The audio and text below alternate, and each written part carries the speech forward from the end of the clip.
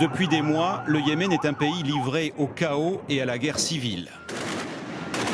Ce climat d'instabilité demeure l'une des causes de l'enlèvement d'Isabelle Prime le 24 février dernier dans la capitale. Alors, qui sont les ravisseurs? Durant les 6 mois de captivité, aucune information n'a filtré. La famille de la jeune Française n'a pas communiqué, mais les spécialistes du Yémen avancent 2 hypothèses. On a des options qui sont différentes.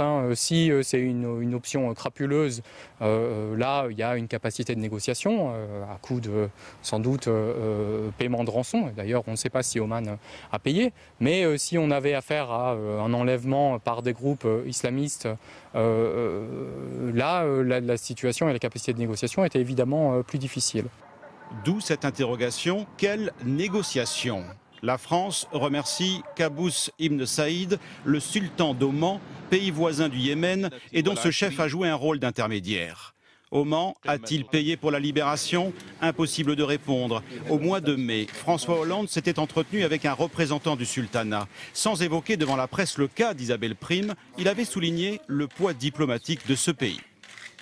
Nous sommes conscients que le sultanat joue un rôle tout à fait utile de la région, fait d'apaisement, d'esprit de responsabilité et de souci de médiation et de conciliation.